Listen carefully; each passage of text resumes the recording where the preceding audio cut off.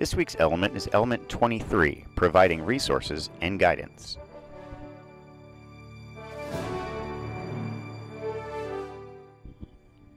The desired effect of element 23 is that students can explain how the teacher provides assistance and guidance with generating and testing hypotheses through personal interaction or resources.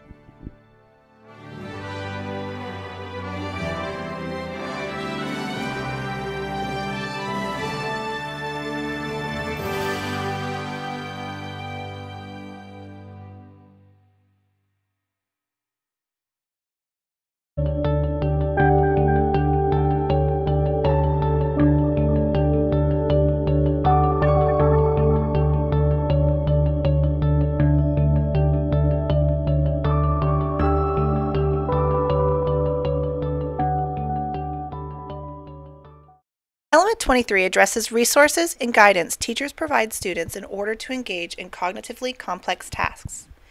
Within this element, the teacher's role is more of a coach and supporter of learning.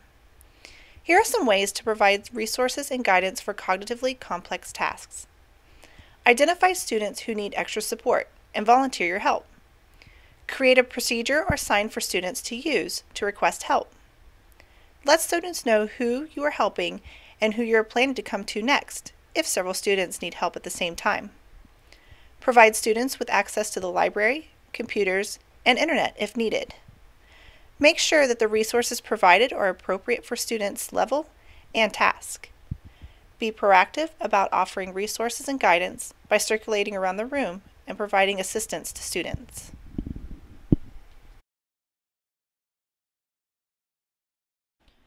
In this video, 5 strategies of element 23 will be highlighted. The first strategy, providing support for claims, will be described by Valerie Hammond from Veterans Elementary School.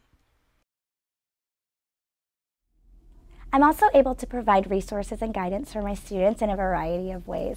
One of the things that we have is an anchor chart where we've previously listed ways to support claims. We have grounds, we have backing, and we have qualifiers. And the students have learned those terms, but we leave them up as an anchor chart because some of them are challenging concepts. So that's available for them in the room. They're cooperatively grouped, and I have lots of room to weave around the classroom and work with different groups and kind of get an idea of what they're talking about. Rubrics are another strategy to provide guidance for students during cognitively complex tasks. Keep in mind that rubrics are different than scales. Scales are used for broader conceptual understanding and tracking student progress towards the learning goal, while rubrics are utilized for more specific tasks, such as a research paper, art piece, or project. With rubrics, students have a guide on the expected performance and can self-monitor and self-assess their performance. This strategy encourages metacognition and self-regulation skills. The next strategy is feedback. Effective feedback often includes discussion about correct versus incorrect answers, tasks performed well, and tasks that could be improved. 2 middle school students will describe the importance of teacher feedback.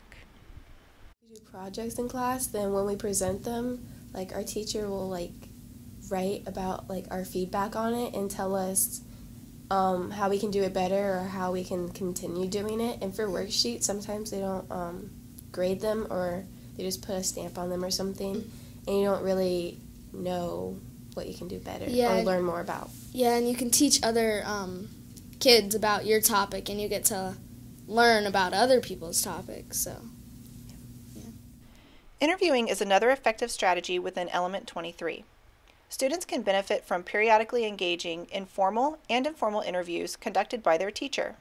For example, as students work on culminating tasks and projects, the teacher can take 1 or 2 students aside and ask them how they are progressing towards achieving their goals.